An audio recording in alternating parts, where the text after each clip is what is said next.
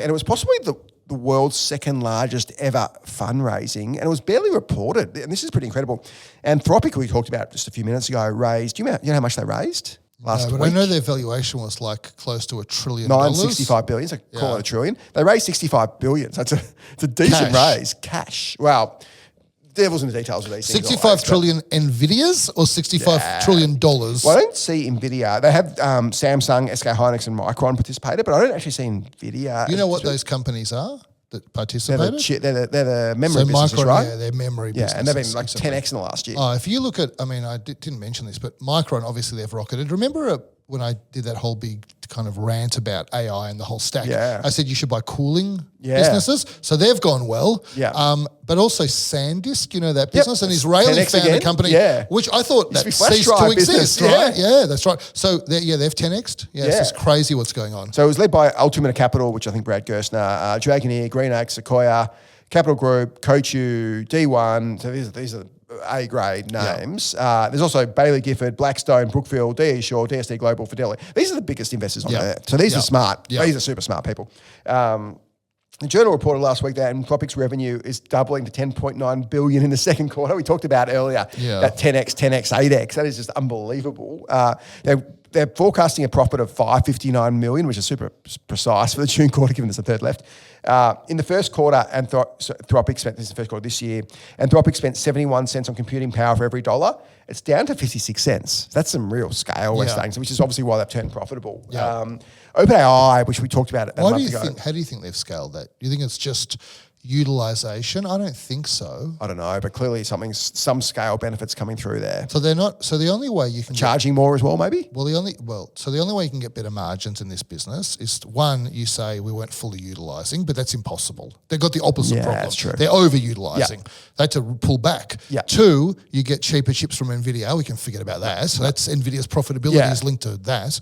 Three, they're using other chips that are not NVIDIA. Definitely possible, cheaper chips. Or four, they're charging more. That is probably likely as well. Bit of three and mostly four. OpenAI raised $122 billion, which I think it was the biggest round ever. This was in March at $852 billion. So Anthropic's now more valuable than OpenAI. And OpenAI is 122.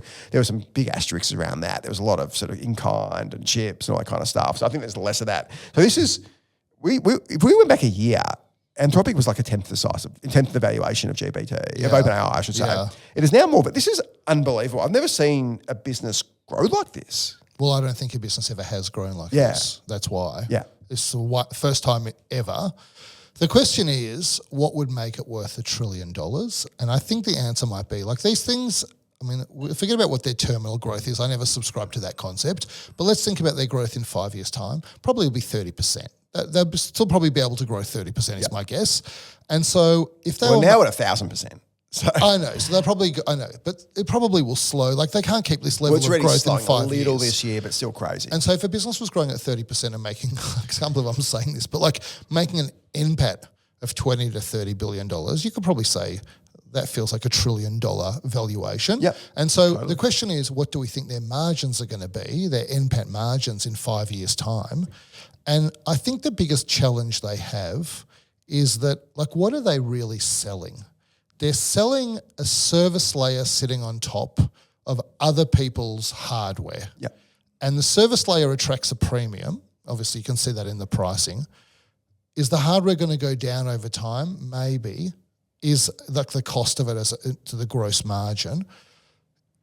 Are they going to get more leverage to increase pricing power over time? That's my big doubt. My big view is it goes down, right? It goes down. And so I think, like, do you think you got lightweight, you got competitors everywhere, you got the distillation stuff. This is not going people up. that are going to have fundamentally lower cost of goods because they're making their own chips and they own their own data centers. There's not huge switching costs with LLMs. Like we're seeing as there's a bit, you're right. There's a little bit, but it's not major. But as the price of Anthropic's now skyrocketing, people are just desperately trying to find alternatives. So if you can get 90% less token cost, you're going to probably switch. So that's what's happening. Yeah, and they're growing notwithstanding this, by the way, but eventually they tap out. Yeah, and so do you think that they're going to be able to do 25% NPAT margins in 5 years' time? Probably not. 15? Probably not. Let's say we multiply their NPAT by 7.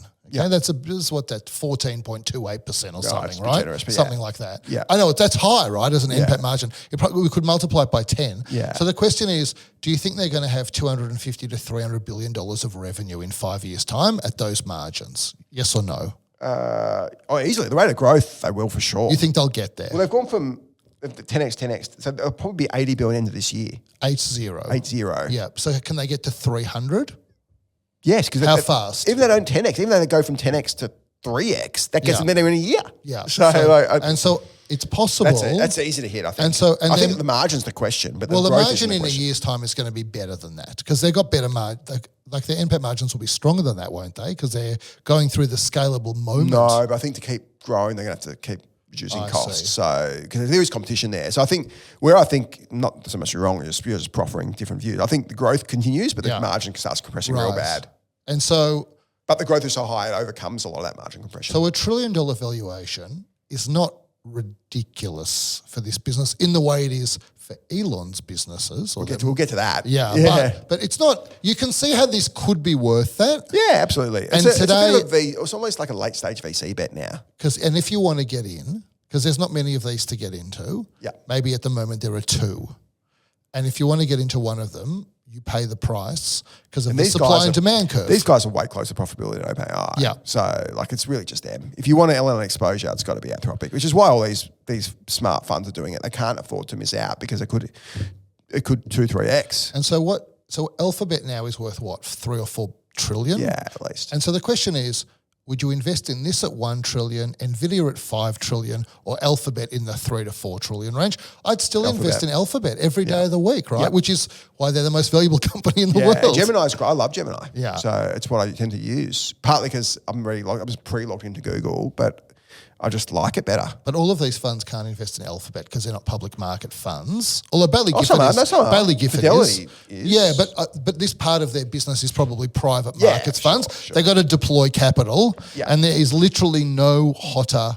business in the world than this. And I think the act of being on that list that you just read opens up all of the other opportunities to them. For sure.